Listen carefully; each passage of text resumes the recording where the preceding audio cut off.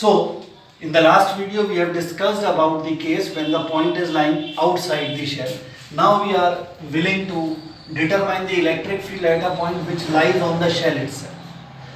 That means we are having this point somewhere on this shell, say here. This point P is not here now, but here.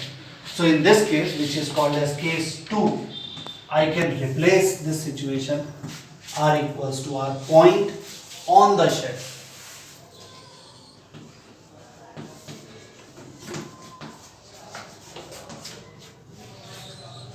So if we wish to determine the electric field at a point on the shell, then what we need to determine is,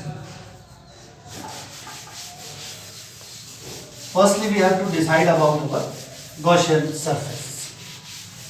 Now, do we have any surface which is closed and passing through the point at which we wish to determine the electric field? See this figure. This is the point where I wish to know the electric field. Again, I name this point as suppose P. And the distance between the center of the shell and the point at which we wish to determine the electric field is small r. So the case represents it well. Case small r is equal to capital R. And now the surface of the shell is itself passing through this point P. So we can imagine the surface of shell itself as the Gaussian surface. And because this is the Gaussian surface now, I will exactly follow the same method as we have done in the last case. I will imagine a very small area over here, and over here the electric field would be in this direction, radially outwards, because if a charge is placed over here, it would be repelled by the charge on this shell in this direction. Normal to this surface, very small area on this surface would also be along the same direction. So I have E and ds along the same directions, and again I would follow the same mathematics. Phi is equals to sigma q upon epsilon naught, which results in q over epsilon naught, and phi equals to integration of E dot ds, and now we have our Gaussian surface as the surface of spherical shell itself. So it turns out to be E ds cos 0, which becomes E integration ds on s, and that means E into 4 pi capital R square. So that is our flux in this case. According to Gauss law this, and according to the basic definition of electric flux this. Now we can equate these two values of electric flux, and that would provide us with this result, which means E is equals to Q 1 upon 4 pi epsilon naught Q over R square. So the result is exactly the same as in last case, but the only difference is that small r is replaced by capital R. So as in previous case, we have concluded that for an external point, all the charge can be considered as lying at the center of the shell. In a similar case, we can say that if we are considering the point on the surface of shell, even then the charge of the shell can be considered as lying at its center. That means the entire charge can be considered as lying at the center for any external point or a point on the surface. So that is case number 2. Now we will take up the case number 3, which is a bit more interesting than these two cases. Intuitively, we generally are in a hurry to rush at a decision, and we say that in that case we will again take up the same result, but let's see what happens. I am not rubbing this because there is something that you need to compare also. So this is our shell having certain charge capital Q, and there is a point somewhere inside this shell. Say this is our point P now. So is there any surface which is passing through this point P and is a closed surface? At the moment, no is the answer. So what we need to do is, we need to consider a sphere, or rather to say a spherical surface with same center as that of the given spherical shell. So this is the radius And this is our case number 3, where we are saying that small r is less than 1. Now this is our Gaussian surface. Write it here to save space. Gaussian surface. So this is our Gaussian surface. Now all the charge on the shell is staying outside this. So is there any charge which is lying in this vicinity? Answer is clearly a no, because the charge can only stay at these points, the shell itself, and all these points are inside the shell. So in this problem you can say sigma q enclosed is equals to 0. That is a very interesting thing. Inside our Gaussian surface there is no charge. So if I say how much flux is passing through this Gaussian surface, if I consider this as Gaussian surface, so that is equal to sigma q enclosed upon epsilon naught, so it is 0. So at the moment there is no electric flux passing through these points or this surface as a whole. And if there is no electric flux passing through any of these points, that simply means that E dot ds shall be equal to 0. Now this integral can collapse, because this is also the value of phi, as in previous case we have done. Before this, in the case 1 also we have taken up phi in this way, phi in this way, and then we have equated them. Over here again we are doing the same thing. We have taken phi with this way, and phi is in this way shall also be equal to this. So what does it simply means?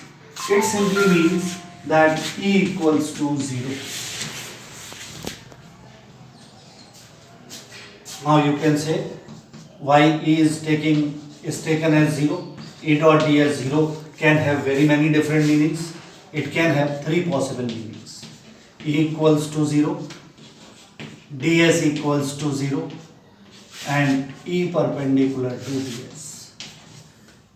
This integral can collapse in these 3 situations. Now this ds cannot be 0, because this is a small area that we have considered, and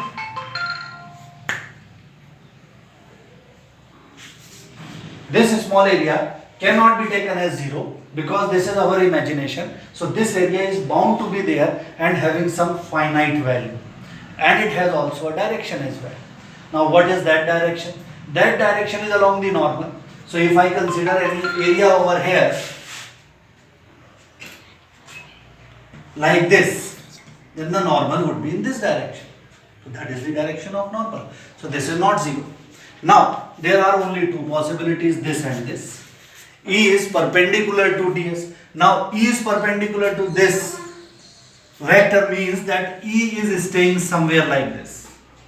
Now everywhere E cannot be like this, because this charge is distributed in this fashion. So this type of electric field existing cannot be possible in this situation. So this situation is also ruled out, this is also ruled out, and we are left with only one thing, that E is equals to 0 inside the shell.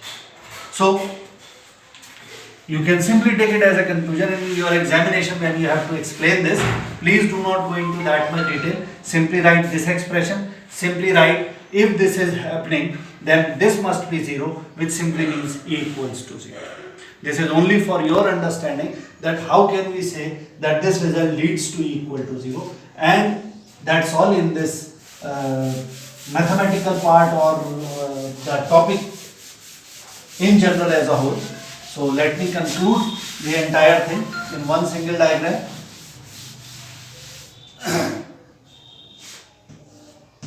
E equals to 1 upon 4 pi epsilon naught q over r square. This is true if r is greater than equal to r. that means any external point, and this is equal to 0 if r is less than r. That is our result, which has been summarized of all the three cases.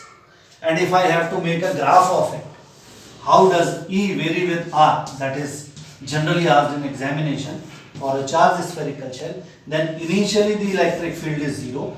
It is 0 till we have reached the surface, and after that it falls like this.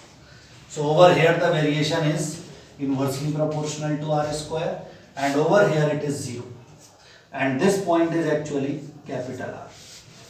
So inside it E is 0 and outside it E is decreasing. So if I ask you that for a shell where the electric field is maximum, the answer on the surface of the shell. That is the largest electric field. Where it is minimum? Inside the shell. And one more thing that I would like to add. For a point on the surface of shell, we have extracted this result, which turns out to be Q over R square.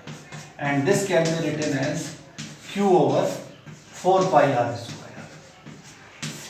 That means 1 upon epsilon naught Q over area of shell.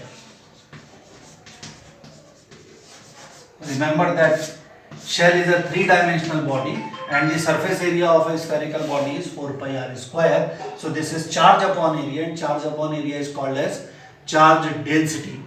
More precisely, surface charge density. So we may write it as 1 upon epsilon naught into sigma, and that means sigma upon epsilon. So if you remember that in case of a thick sheet, you can see our previous video.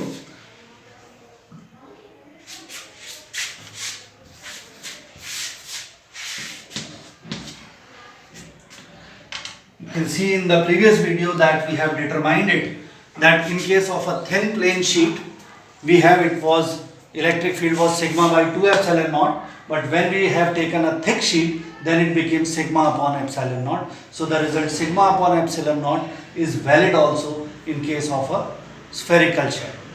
And in general, I must tell you that for any conductor having charge density sigma, the electric field near the surface of it is sigma by epsilon naught, irrespective of the shape, size, distribution of the conductor. We just need to know the charge density and we can determine the electric field at that point. Now, one more important thing which has some practical meaning into it, I would also like to share that with you all. If this R tends to 0, then E tends to infinity. Now just imagine we have something like this, then something like this, then something like this. So R is constantly decreasing. It means smaller the size, smaller the curvature, higher would be the electric field.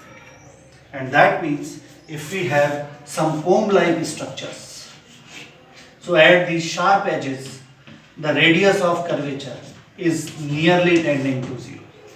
You can see over here it is flat, it is sharp, it is sharper, and it is highly sharp, that means radius is nearly 0. So at the sharp edges of a conductor, the charge density becomes extremely high, and because of that electric field becomes extremely high. So that is why we have situations in which we have to generate a high electric field. So in such cases these comb-like structures can be useful, and maybe you have seen those big aerials which are mounted on huge buildings on top. They are just to avoid the effects of lightning. If a huge lightning occurs, then all the lightning effect can be sent to earth via those aerials or antennas, and this is possible because they also have sharp edges. So they absorb a huge amount of electricity. So that's all in this video. Thank you.